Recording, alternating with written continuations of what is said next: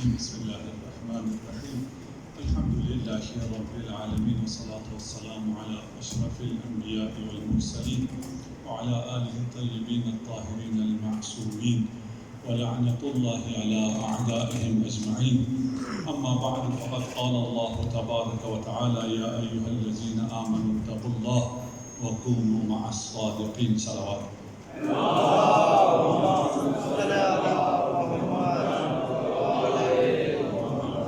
تمام مومنین اور اگر مومنات بھی سن رہی ہیں عید میلاد امام زمانہ عجل اللہ فرجہ الشریف کی مبارکباد عرض کرتا ہوں.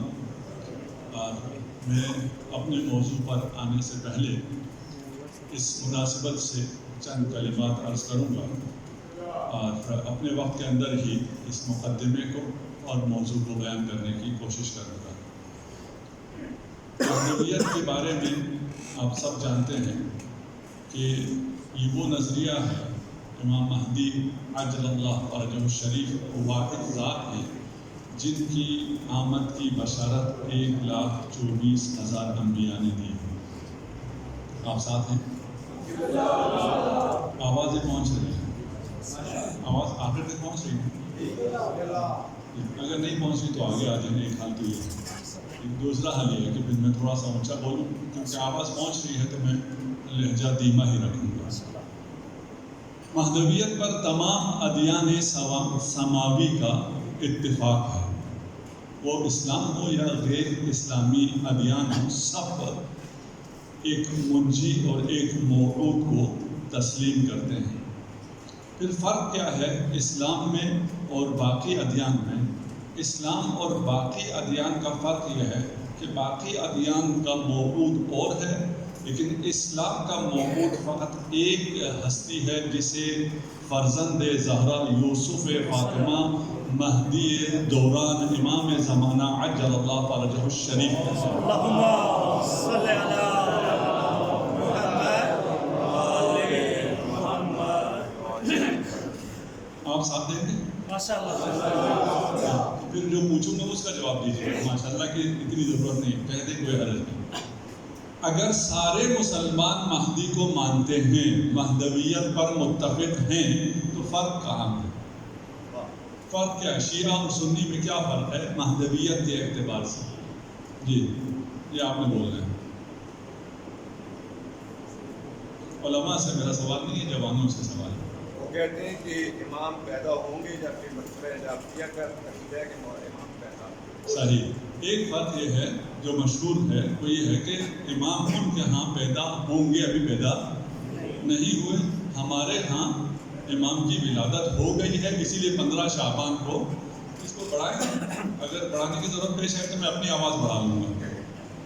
آواز پہنچ رہی ہے تو میں تھوڑا سا ہاں جی صلوات پڑھتے محمد والے.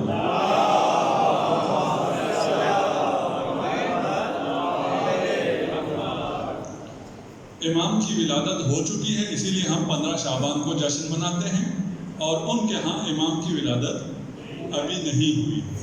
ایک ڈیلیگیشن پرسوں ہمارے پاس آیا تھا علماء اہل سنت کا. وہ جیسے ہی آئے ہم نے ان سے شکوہ کیا کہ آپ ہمارے پاس آئے، آج ہماری بہت بڑی عید ہے، آپ نے ہمیں مبارکباد نہیں دی. کسی کے پاس جاتے ہو تو اتنا تو اخلاق کا تقاضا ہے کہ اس کو اگر اس کے ہاں مصیبت ہے تو تعزیت کرو، اس کے ہاں اگر خوشی ہے تو مبارکباد دو. ہمارے ہاں اتنی بڑی عید ہے، آپ ہمارے پاس آئے، آپ ہمیں مبارک نہیں دے رہے. ہم کو پتہ ہی نہیں تھا. کہتے کیا عید ہے؟ آج جمعہ ہے، جمعہ عید ہوتی ہے. ہولی کا سب کو پتا تھا. ان کا ہندوؤں کی بھی عید ہے، پتہ ہے؟ کہتے ہاں. شیعوں کی عید کا کیوں نہیں پتا؟ اس لیے کہ بقول آپ کے وہ نہیں مانتے کہ امام پیدا ہوئے ہیں. انہوں نے بھی یہی بات بتایا. میں نے کہا آپ کیسے کہہ سکتے ہیں امام پیدا نہیں ہوئے؟ جی آپ کیسے کہہ سکتے ہیں؟ فرض کریں آپ کی بات مان لی اور اس سال امام کا ظہور ہونا ہے. آپ کے مطابق امام کا ظہور تو ہونا ہے. اس سال اگر ظہور ہو اور امام ظہور کے وقت 20 سال 25 سال 30 سال کے ہو آپ کے حساب سے، تو امام پیدا ہو چکے ہیں یا نہیں؟ امام پیدا ہو چکے ہیں. ہم نے کہا آپ اتنا کہہ سکتے ہیں کہ ہمیں پتہ نہیں ہے امام پیدا ہوئے ہیں یا نہیں ہوئے. اگر آپ کو پتہ نہیں ہے تو ہم بتا رہے ہیں امام پیدا ہو چکے ہیں. کیا بات ہے، کیا بات ہے، کیا بات ہے. رسول اللہ.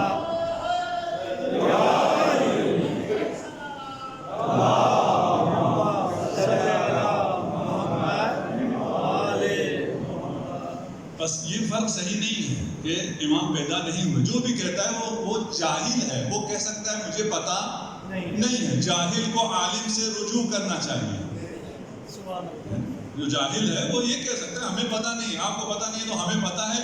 اور علماء اہل سنت میں سے ایسے علماء کی کمی نہیں ہے جنہوں نے ولادت امام زمانہ کی خبر کو لکھا ہے اور تصدیق کی ہے. ابھی میں وہ پیش نہیں کروں گا. بہت ہے، ایک نہیں ہے، دو نہیں ہے، سینکڑوں ہیں جہاں علماء اہل سنت نے تسلیم کیا ہے کہ امام حسن عسکری علیہ السلام کے ہاں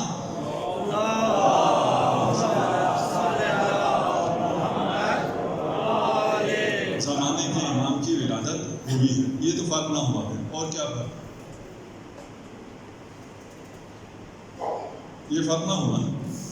ایک تو ان کی بات ہی صحیح نہیں ہے. دوسرا وہ بھی بہت لوگ مانتے ہیں کہ امام کی ولادت ہو گئی ہے. پر یہ تو فرق نہیں ہوا شیعہ سنی کے مہدویت میں. اور کیا فرق ہے؟ ایک وہ یہ کہتے ہیں ایک کہ فرق یہ بھی ہے، وہ کہتے ہیں کہ امام کا نام بھی نبی کے نام پہ ہوگا اور امام کے والد کا نام بھی نبی کے والد کے نام پہ ہوگا. یعنی بقول ان کی امام کے والد کا نام اب حضرت عبداللہ. جی یہ کہتے ہیں کہ یہ کیسے ہو سکتا ہے کہ ایک شخص جو ہے وہ اتنے لمبے عرصے تک زندہ رہے. صحیح. یہ تو جاہل لوگ کہتے ہیں نا، جو معجزے یہ خداوندی کا انکار کرتے ہیں وہ کہتے ہیں وہ ہمارے ہم میں سے بھی کچھ لوگ ہیں. ہم مکتب کی بات کر رہے ہیں. مکتب اہل تسنن میں اس کا انکار کرنے والا کوئی نہیں ہے کہ خدا کی اتنی قدرت نہیں کہ وہ ایک شخص کو ہزاروں سال زندہ رکھ سکے. یہ مکتب کا نظریہ نہیں، یہ جاہل کا نظریہ ہو سکتا ہے. یہاں تک بات واضح ہے. آپ نے فرمایا کہ وہ کہتے ہیں امام کا نام جو ہے وہ رسالت مآب کے نام کا ہوگا اور کنیت بھی رسالت مآب کی کنیت ہوگی. بہت جزئیات میں نہیں جا رہا میں. بہت اگر اس میں چلے جائیں علائم ظہور میں بھی فرق ہے ان کے ہاں اور ہمارے ہاں، اس کی بات نہیں کر رہا. اصل نظریہ مہدویت میں کیا فرق ہے یہ ہمارا سوال ہے. جو پیچھے بیٹھے ہیں وہ بھی شریک ہو سکتا ہے. میں پرسوں ایک جگہ تھا تو اس میں بعد میں پیچھے والوں نے آگے کہا آپ کے سارے سوالوں کا ہمیں جواب آتا تھا لیکن ہم کیا کریں اب پیچھے بیٹھے. ابھی بھی کوئی پیچھے ہے تو آگے آتا ہے.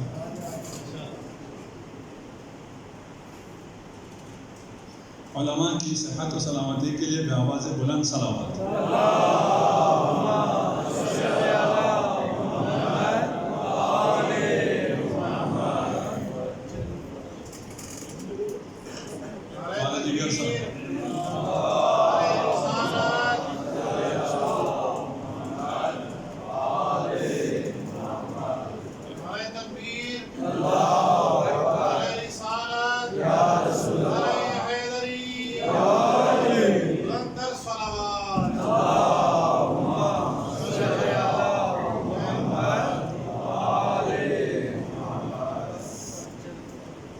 اچھا جی، آج یہ فرق کی طرف کیا فرق ہے مہدویت تشیع میں اور مہدویت تسنن میں؟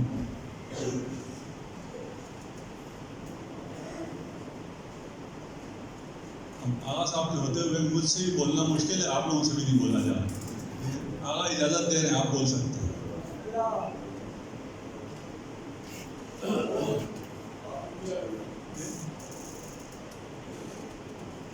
آپ کی آواز نہیں ہے.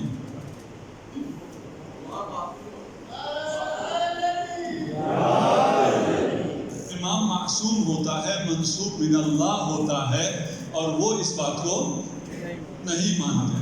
وہ امام مہدی پر آ کر امام کو امام بھی مانتے ہیں، معصوم بھی مانتے ہیں، منسوب من اللہ بھی مانتے ہیں. یعنی تمام مسلمانوں کا عقیدہ ہے کہ جو نظام حکومت ہے جس کے ذریعے اسلام نافذ ہوگا پوری دنیا پر، وہ نظام امامت ہے اور منسوب من اللہ ہے۔ جب آخر پر اتفاق ہو گیا تو اول کا مسئلہ بھی حل ہو گیا، اس میں بھی کوئی اختلاف نہیں ہے۔ پھر کس میں اختلاف؟ اگر صاحب ایک یہ اختلاف بھی ہے کہ ہمارا نظریہ ہے کہ امام کے آنے کی راہ ہم نے ہموار کرنی ہے، اور ان کا نظریہ یہ ہے کہ جب اللہ کی مرضی ہوگی وہ آ جائیں گے۔ اور اس طرح ہم بھی یہی کہتے ہیں جب اللہ کی مرضی ہوگی تب امام آ جائیں گے، ہم بھی یہی کہتے ہیں، ٹھیک ہے نا۔ راہ ہموار کرنی ہے یعنی ہمیں انتظار کرنا ہے، دعا کرنی ہے، اس کے وہ بھی منکر نہیں ہے۔ اللہ کی مرضی کے ہم بھی منکر نہیں ہیں، یہ بھی فرق نہیں ہے۔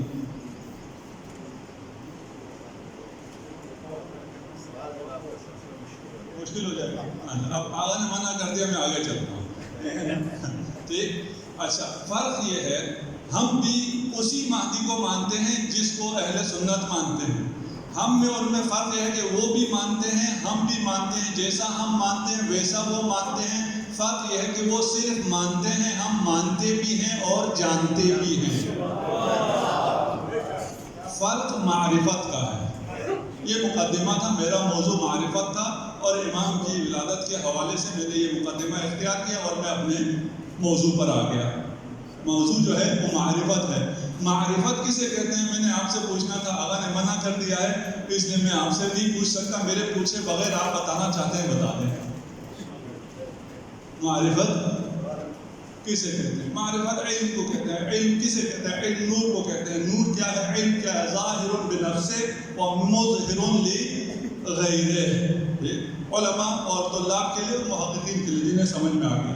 اب معرفت ممکن ہے یا معرفت ممکن نہیں ہے؟ معرفت ممکن ہے، مجھے اپنی معرفت ہے، اس کا مطلب یہ ہے کہ میں معرفت رکھ سکتا ہوں۔ میری معرفت کی حد کیا ہے وہ ایک الگ مسئلہ ہے۔ نہج البلاغہ، جس نہج البلاغہ نے انسانیت کو زندہ کیا، اس نہج البلاغہ کو مولانا مقبول نے پاکستان ہندوستان میں زندہ کیا۔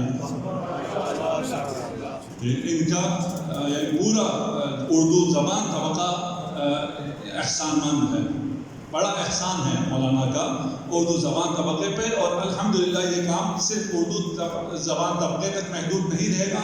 ابھی جو سافٹ ویئرز اور آپ ایپس وغیرہ کے ذریعے کام کر رہے ہیں، انشاءاللہ وہ باقی زبانوں میں بھی پھیلے گا۔ صلوات پڑھ دیجیے گا، آقا کی توفیقات خیر میں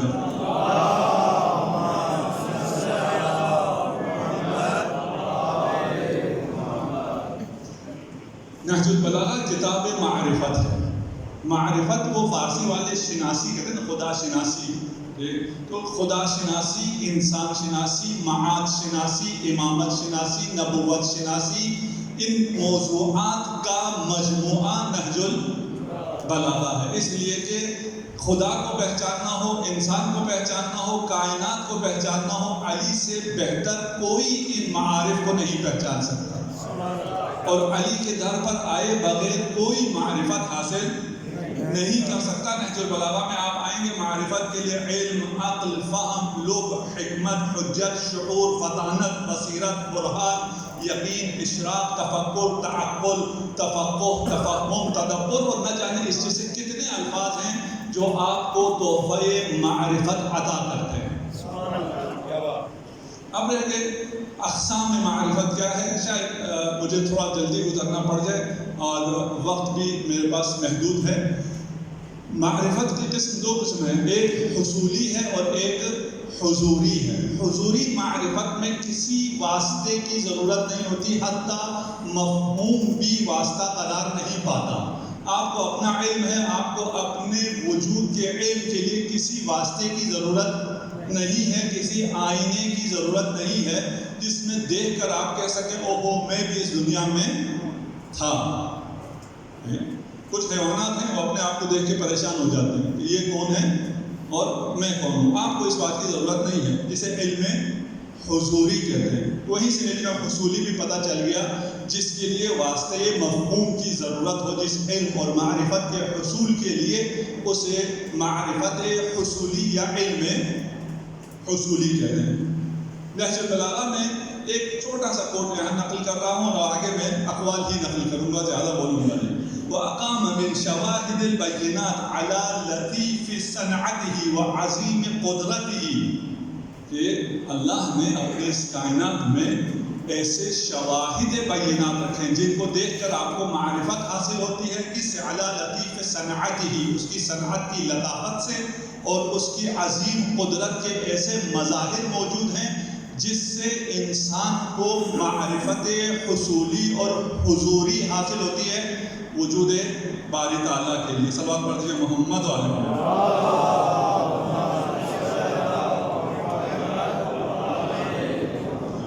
امیر المومنین کا جملہ ہے، مختصر جملہ ہے، تمام مختصر جملے معجزہ ہیں، اس میں شک نہیں ہے۔ یہ ہم کتنا سمجھ سکتے ہیں اس معجزے کو، یہ ایک الگ مسئلہ ہے، کاش سمجھ سکیں۔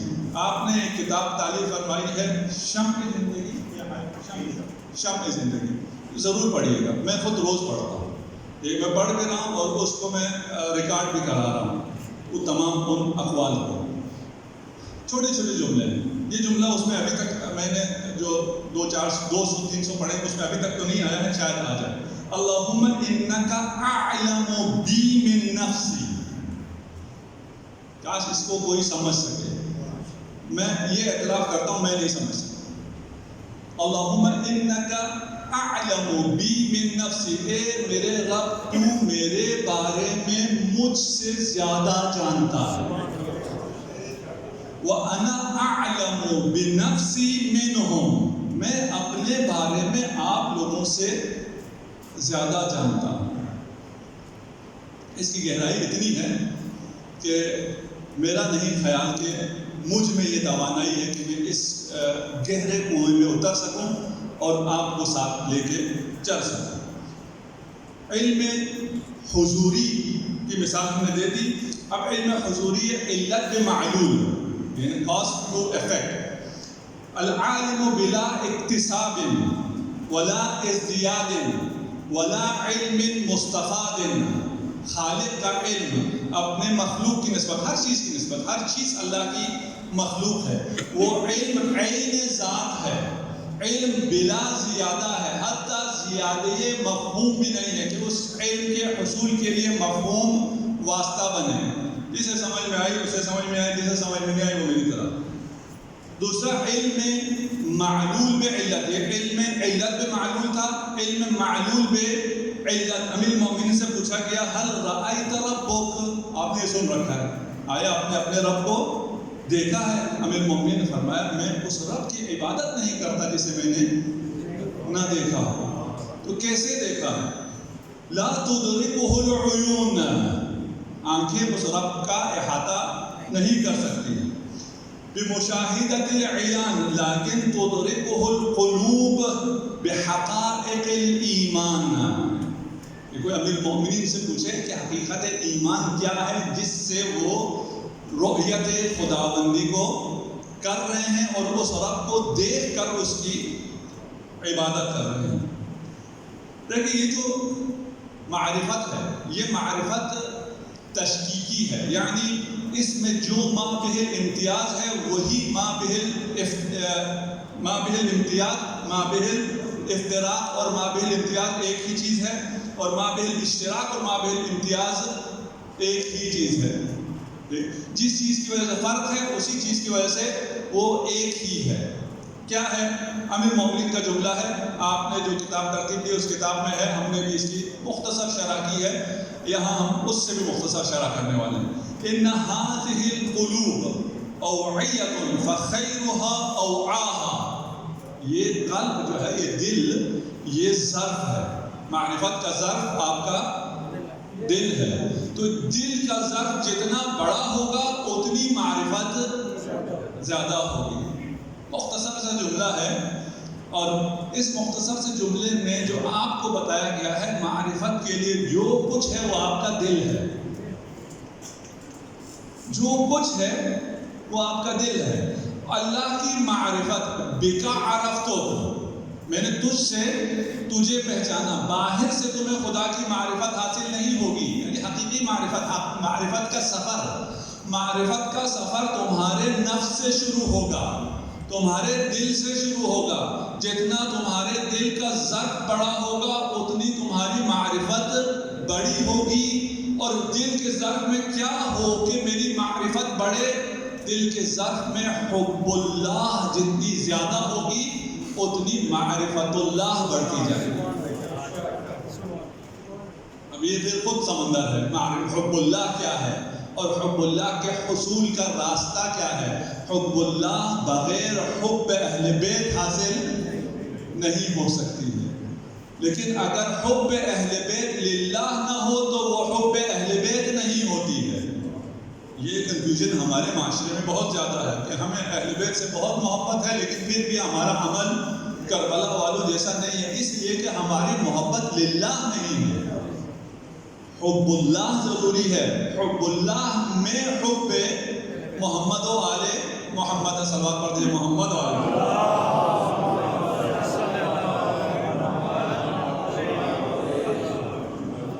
حب اہل بیت درمیان میں ہے، اس سے پہلے اس سے اعلیٰ درجے پر حب اللہ ہے، اور اس کے بعد والے درجے پر حب اہل بیت کے بعد حب مؤمنین ہے۔ اگر مؤمنین میں ایک دوسرے میں محبت نہیں ہے، آپ کسی مومن سے محبت نہیں کرتے ہیں اس کی دل میں موجود محبت کی وجہ سے، تو آپ میں حب اہل بیت نہیں ہے، اور جس کے دل میں حب اہل بیت نہ ہو اس کے دل میں حب اللہ نہیں ہے۔ یہ تینوں محبتیں ساتھ چلتی ہیں، اگر ان تینوں میں سے ایک بھی محبت میں کوئی کمی کاستی آ جائے تو سمجھ لو اصل محبت جو مبدأ ہے، اصل ہے، وہ حب اللہ، خدا ہوتا ہی وہی ہے جس سے پیار ہو جائے۔ کمال مطلق ہے، کمال مطلق، کمال کیا ہوتا ہے، جمال کیا ہوتا ہے، جس کو دیکھتے ساتھ ہی اس پر دل آ جائے۔